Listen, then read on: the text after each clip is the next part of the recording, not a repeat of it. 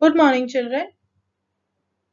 Today we are going to continue with the chapter Solid, Liquid, and Gases.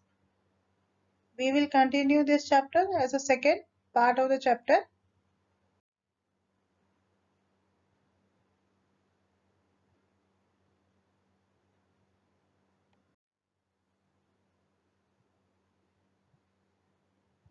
Change of state. As in the previous section, I have already explained you through a water cycle that all the three forms of matter, solid, liquid, and gases can be interchanged from one form to another. As here you can see, water is in the liquid form. When you cool it, it changes into solid, and the process is known as freezing. And when you give heat to this solid form of water, it again changes into liquid form. That is, the process is known as melting. And when you heat this liquid form of water, it changes into gaseous form, that it evaporates as water vapor, and the process is known as evaporation. And when you cool this gaseous form, it again changes into liquid form, that is water, and the process is known as condensation. When you heat this solid form, it changes into directly gaseous form. The process is known as sublimation, that you can see an example of camphor. When you take a camphor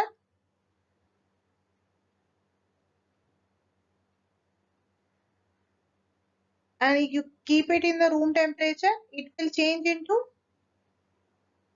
gaseous form. It will evaporate on its own. And when you cool this gaseous form, it will again back change to solid form.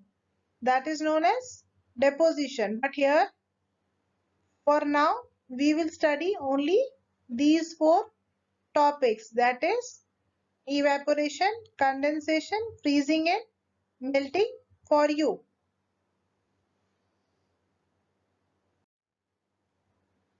Now, what is evaporation? The change of liquid form on heating into a gaseous form is known as evaporation. For example, water when heated changes into water vapor. This is known as evaporation. Here you can see water from the surfaces of the water bodies like ocean, lakes and seas get heat from the sun and get evaporated and form clouds through the process of evaporation. Now, condensation. Condensation is the change of gaseous state into liquid state on cooling. For example, the water vapor in the gaseous state when cool changes into liquid state, that is water. When the cloud has been formed from water vapor and the clouds are overloaded with the water vapor, it comes down as rain, that is the change of water vapor into liquid form, and the process is known as condensation. The difference between evaporation and condensation is when you heat liquid, it changes into gaseous form, and when you cool gaseous form, it again changes back into liquid.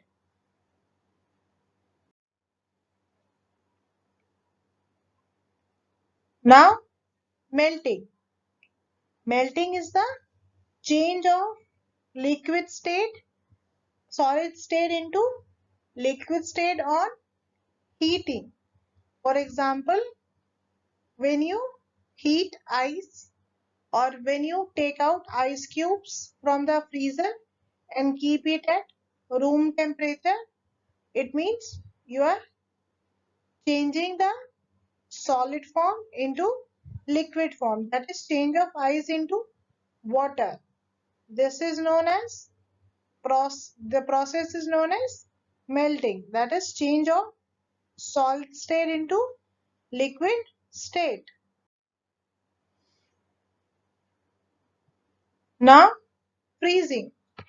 Freezing is the change of liquid state on cooling to a solid state is known as freezing. For example, when you put water into freezer at a very low temperature, the water changes into ice cubes. The process is known as freezing.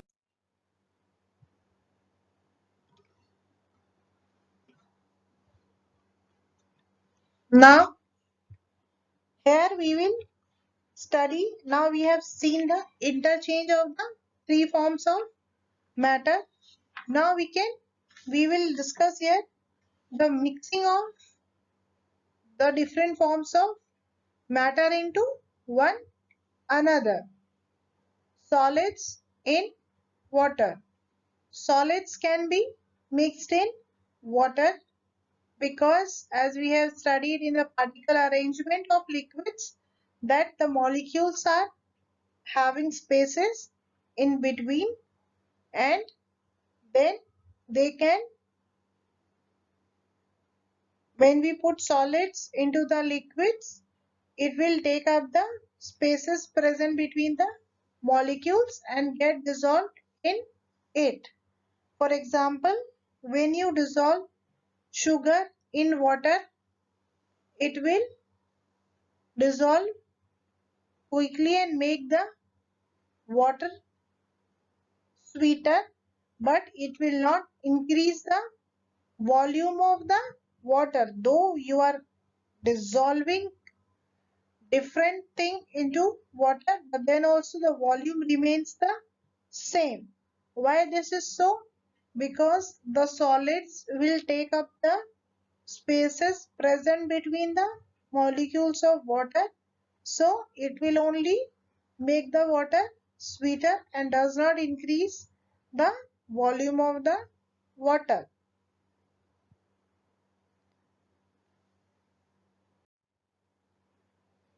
Then liquids in water. When you add lemon juice into water, it will not increase the volume of the water because the lemon juice you put will take up the space in the between the water molecules and will not disturb the volume of the water. The other liquids that can be dissolved in water are alcohol and glycerin also. They are also dissolved in water. They can also take up the spaces between the molecules of water.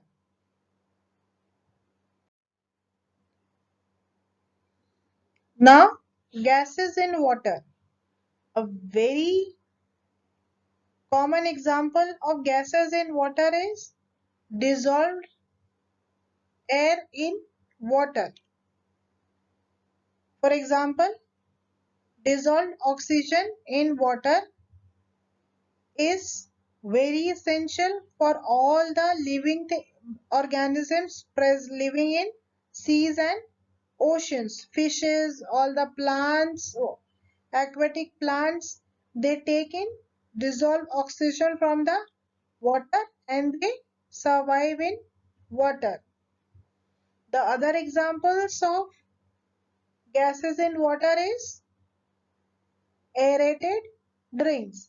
Yes, the cold drinks that you drink is like Thumbs Up, Fanta, Coke, all these are aerated drinks and they have carbon dioxide dissolved in water to make it aerated. Why this is so? Because the molecules in water in both liquid and gases are having spaces in between them, and when they are mixed they take up the space between their molecules and then they dissolve easily.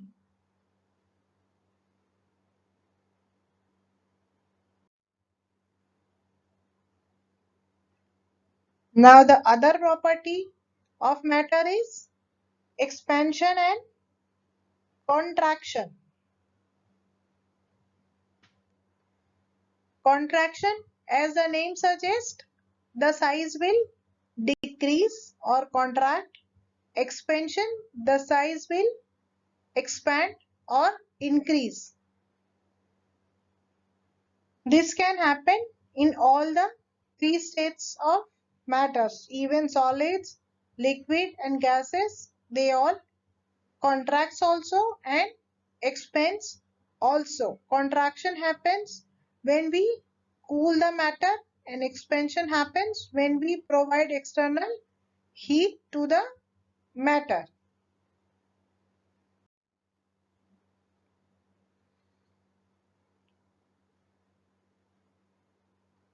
When substances are cooled, they contract, and when they are heated, they expand. And when they are contracted, the particle movement within the matter is slowed down, that is the molecular movement is very less, and when the particle is expanded the molecular movement is very fast. Molecules tend to move faster in the case of expansion.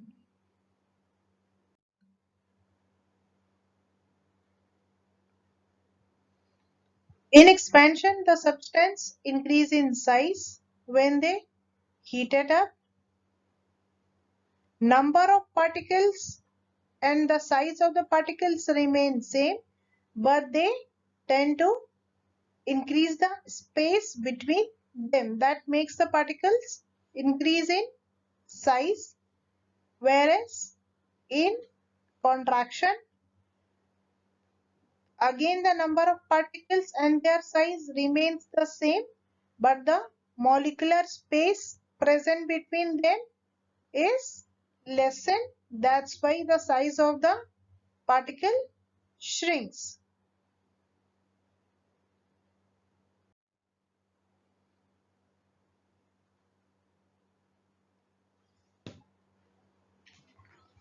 Now, physical change. The change that is happening around us can be categorized into two forms: physical change and chemical change. Physical change are changes that will not affect the substance at its chemical base. It means the original composition of the substance will not be changed, but only the physical properties of the substance will be changed. For example, the change of water into ice on cooling or by freezing is a physical change, because in water as well in ice the chemical composition is same, that is of water, but only the physical properties is changing, that is liquid is changing into solid, but all the other chemical properties remains the same.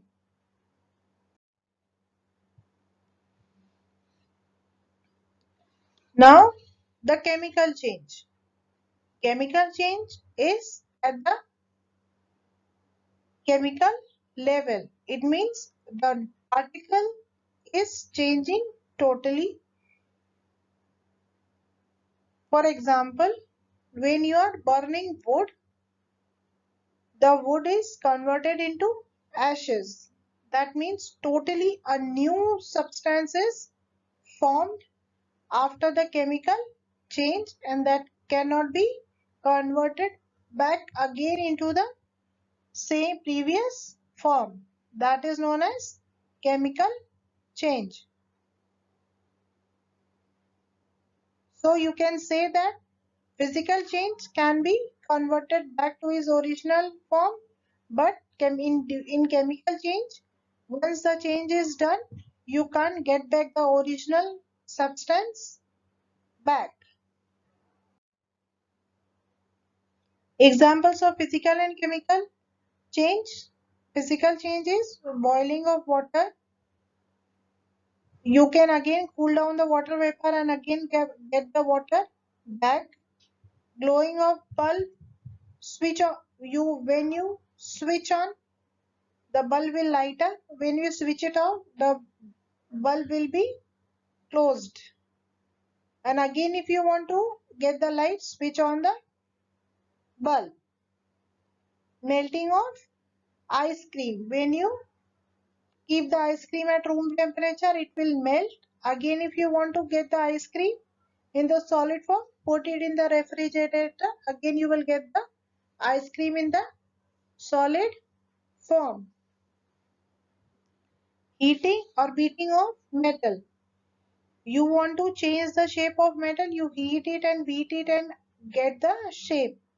Again, after heating and beating, you can get back the original shape of the metal. Now, the chemical change. Burning of candle. When you are burning a candle, it is converted into wax and you can't get the candle back.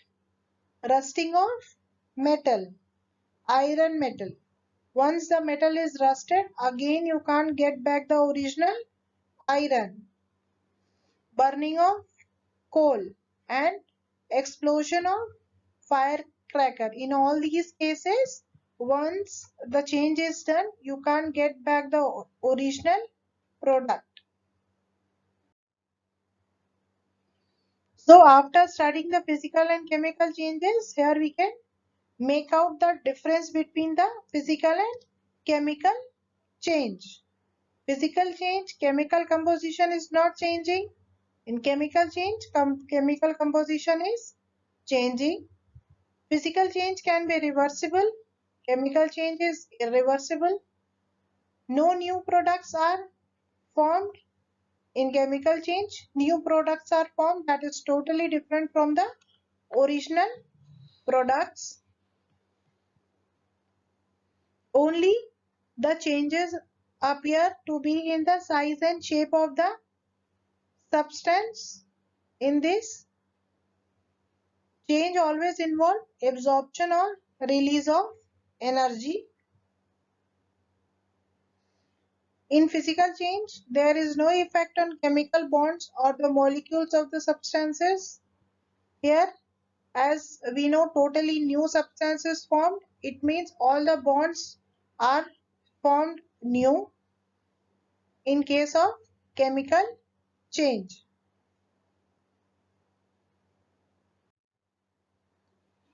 We are done with the chapter.